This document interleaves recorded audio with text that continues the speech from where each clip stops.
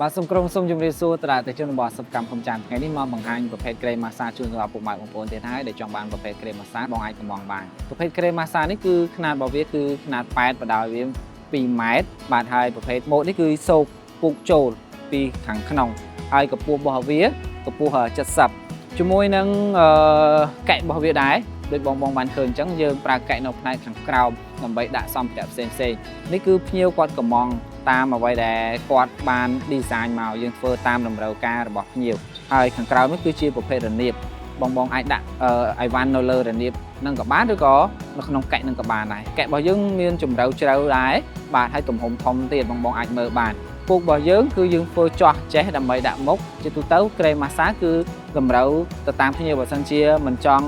ចោះដាក់ចេះទេធ្វើលាតក៏បានដែរហើយជាមួយនឹងប្រភេទ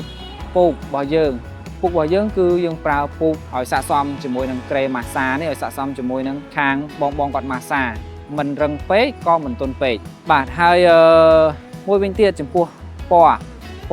ស្បែកបងអាចជ្រើសរើសបានដែរបើសិនជាបងពេញចិត្តពណ៌ផ្សេងពីហ្នឹងតម្រូវតាមជាក់ស្ដែងនេះដោយសារភ្ញៀវគាត់កំងយកពណ៌រៀងគេហៅកាអំពៅបាទពណ៌នេះគឺវាមិនសទេចឹងបងដែលចង់បានពណ៌សពណ៌ផ្សេងពីហ្នឹងពណ៌ក្រហមពណ៌បៃតងឬក៏ពណ៌ផ្សេងដែលតម្រូវតាមស្ថានភាពទីតាំងរបស់បងឲ្យសមស័ក្តិសមជាមួយនឹងការឌីក័ររបស់បងអាចកំងបានប្រភេទឈើយើងប្រើប្រាស់ប្រភេទឈើកាសាបាទចំពោះបងដែលចង់បានប្រភេទឈើផ្សេងឈើប្រណិតក៏បានឈើបែបណាក៏បានឬក៏បងចង់អានប្រភេទក្រេ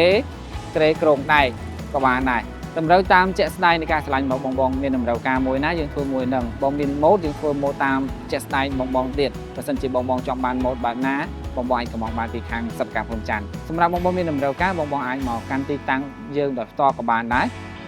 ឬក៏បងអាចទំនាក់ទំនងតាមរយៈ Facebook Page តាក់ទងតាមរយៈលេខទូរស័ព្ទក៏បានដែរអរគុណច្រើនជម្រាបលា